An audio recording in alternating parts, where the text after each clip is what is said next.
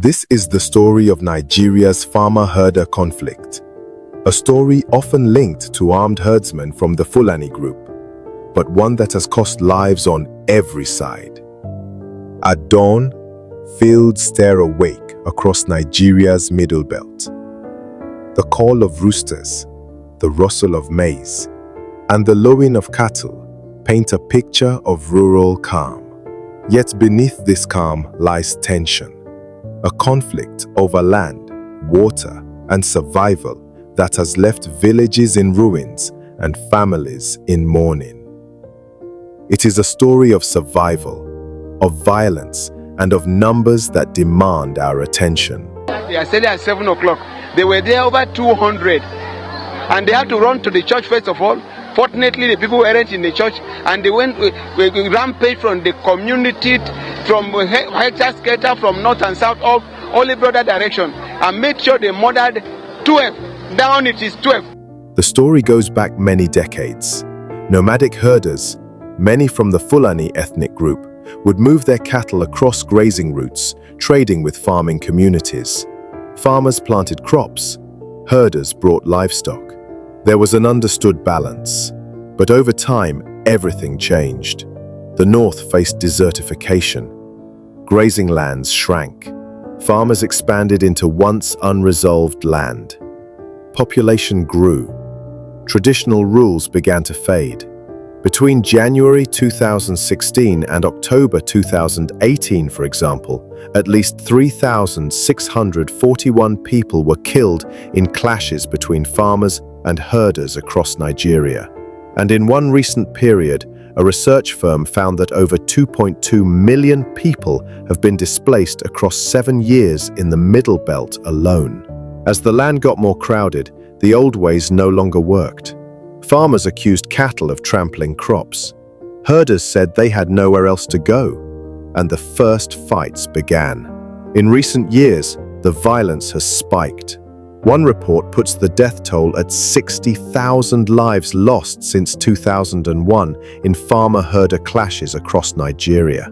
In 2024 alone, the North Central region recorded 416 casualties out of 467 total deaths in 61 violent incidents involving farmers and herders. Here are some event examples. In May 2023, in the Mangu area of Plateau State, over 200 people were killed in attacks attributed to herders. In April 2023, in Benue State's Otukpo area, there was a massacre of about 51 people during a funeral ceremony.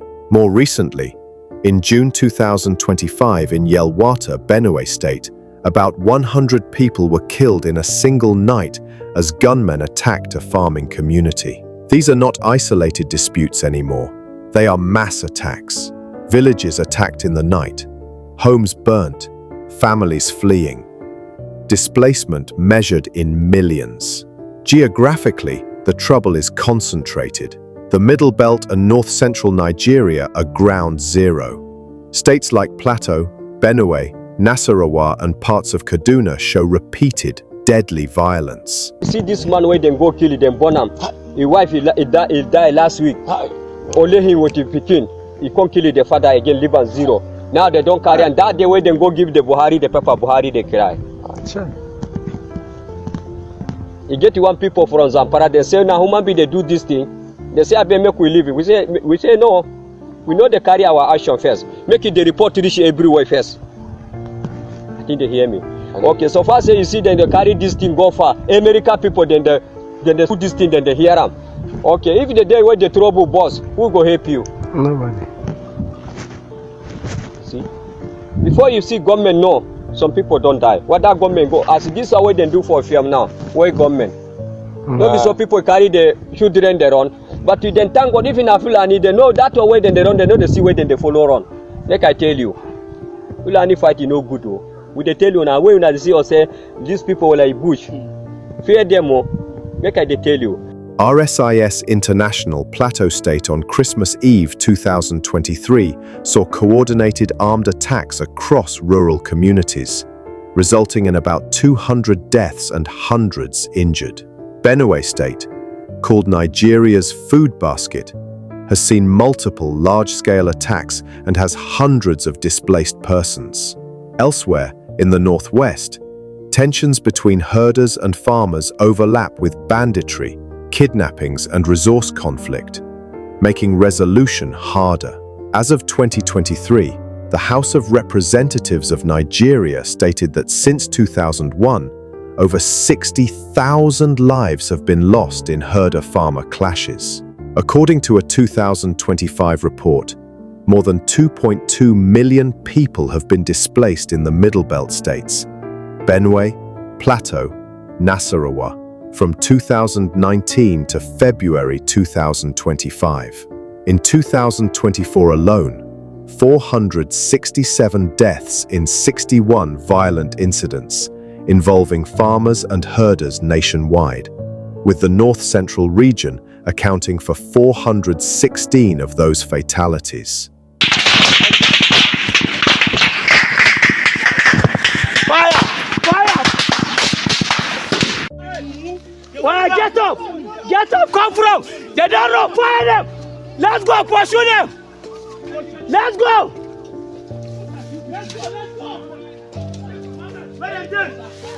Hey! Are you okay? Everyone good! Fire now! Return fire, everybody is good! Fire and go! Let's go! From 1997 to 2017, in a broader regional dataset, in Nigeria and other countries, pastoralist-related fatalities were recorded as 10,096 in the period, though this covers multiple countries and conflict types. For every statistic, there is a human life. Children who wake up in tents instead of homes, farmers who cannot plant, herders who have lost their cattle, their livelihoods. More than 2 million people have been displaced in Nigeria by these kinds of conflicts. And when homes are burnt and communities destroyed, rebuilding is slow, trust is broken, and the future is less secure. In one study from Benue State, an increase in insecurity corresponded to a 0.311% drop in livestock output and 0.211% drop in crop output. This means fewer food supplies, higher prices, and more hunger. Despite the magnitude of the challenge, there are practical solutions and signs of hope. Some communities are reviving local compensation systems. When a cow damages a field, payment is swift and both sides agree to peace. Some states are mapping grazing corridors and dry season pastures to manage movement. Experts argue that ranching could be part of the answer, moving from free-roaming herds to managed grazing. Technology and early warning systems help too. Local groups alert each other when cattle stray into farms or when a dispute is brewing. But the key isn't just policy, it is trust. It is protecting farming and herding livelihoods equally. It is ensuring that no group feels ignored or under threat. As the sun sets on Nigeria's farmlands, the fields whisper a question. Can we share this land without fear? Can the cattle graze without destroying a crop? Can farmers plant without looking over their shoulder? The numbers are heavy. Thousands are dead. Thousands are displaced. But the story doesn't have to end in sorrow. It can end with reconciliation, with shared futures, with land that supports both farmer and herder. Because Nigeria's promise is not just in its soil, it is in its people, herders and farmers alike. It is in communities that can choose to build instead of fight. It is in fields that feed rather than divide. Between 2016 and 2018, at least 3,641 people were killed in clashes between farmers and herders across Nigeria. May the next generation count harvests, not funerals.